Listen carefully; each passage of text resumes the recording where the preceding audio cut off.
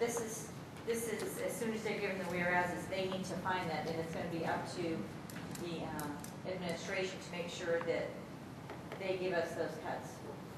And just listening to the administration, Dr. Haynes and Dr. Riddell, they of course will do it to the best of their ability, to the best of the welfare of our students in the community. So we all have to keep that in mind as we sit here and listen to this, and I'm sorry I'm lecturing.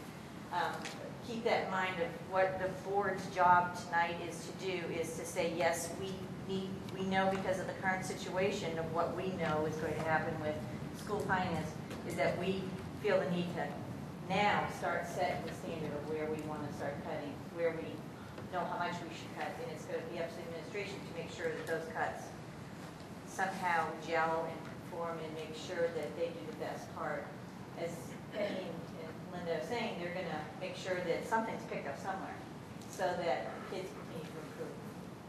So I'm just, that's a little headline, a little header, a little, number 2 on the list of. I'd just like to add, having been in the trenches, regardless of what we have, we will collaborate and do it. And as at the very beginning, I think we have transforming and collaboration. Teachers are good for that.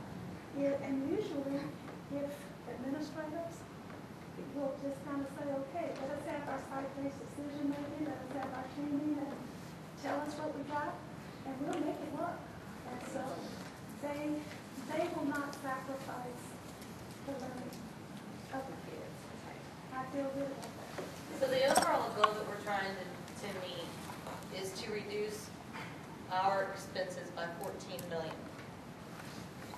Right? Well, 10.6 million this year, and then another 4 million next year. That's the current right now.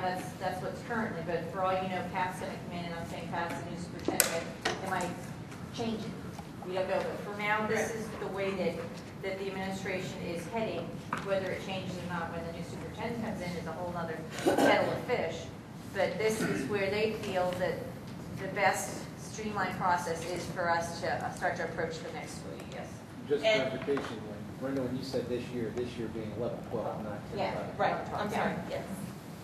So, and our reserve fund is higher. It's up to 120 plus million, whereas back when we were looking at the budget, we were sitting at 100 million, right? Yes. That's an issue. That's right. Right. So, I am inclined, Amber touched on something that has really been weighing on my decision making, and that is you address the problem, you address the student's needs now or later, and is it going to be more cost effective to address it now or later? And I am inclined that if we can catch them in elementary school and help them be successful, it's going to be less expensive, and we're going to have a higher capture rate than if we wait until they're in high school. I'm also inclined, with Pat coming on board, or Sam, whatever you want to call the new superintendent, Sam, that we sit and wait. I had to say it, follow me. Yeah, Jean. Well, Jean has different spelling, so let's stick with Pat. I'm also inclined with the new superintendent coming on board, and we don't know what direction that superintendent is going to have. We don't know what changes that superintendent is going to make.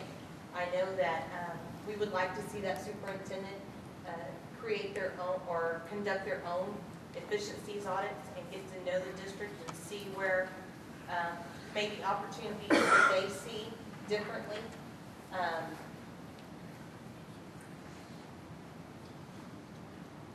I'm not a proponent of touching our campuses. Our teachers are run thin, and like Ms. Craig said, our teachers will do anything and everything, and they do it for very little.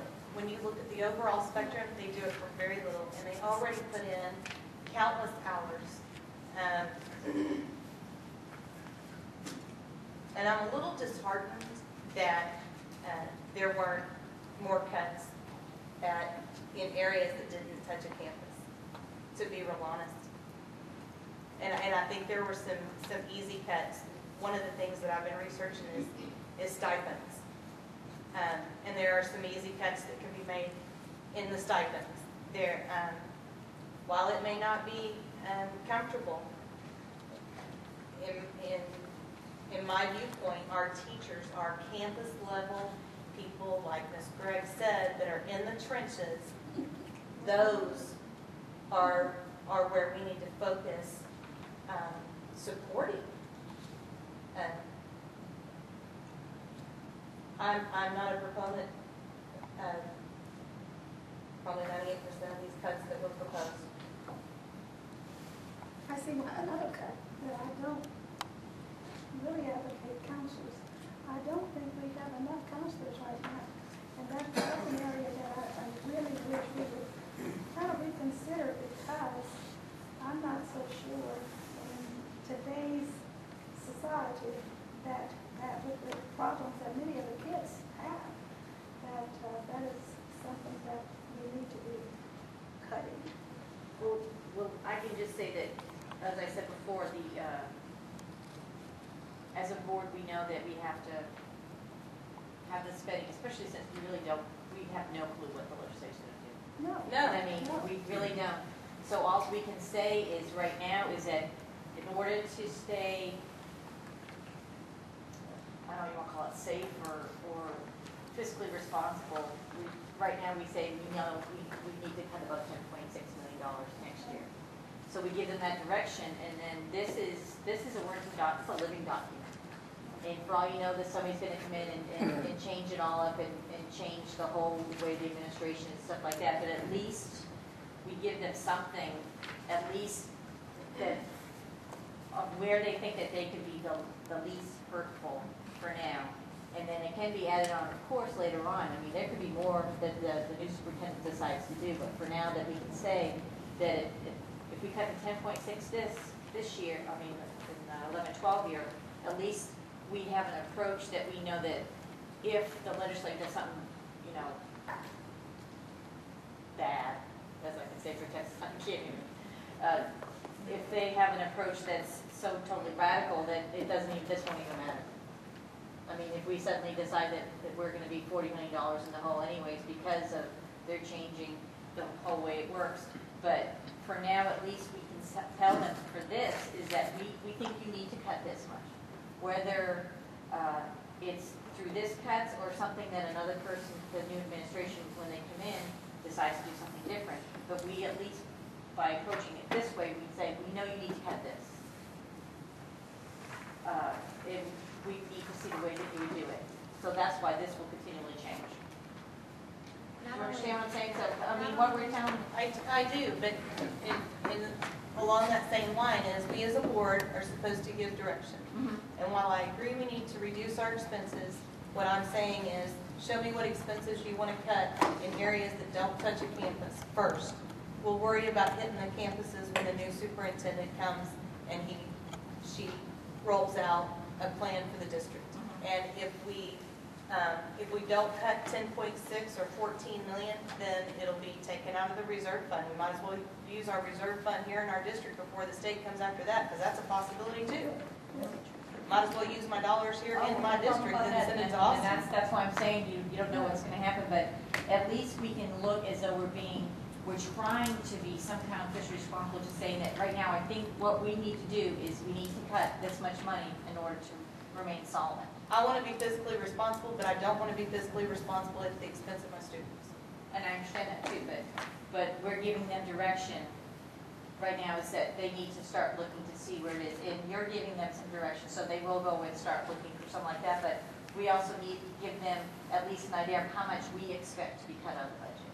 That's what the resolution's about, and that's what these ongoing talks are for. Because realistically, these talks usually don't start until January or February, the budget talks. Which is when the new superintendent would be here, right?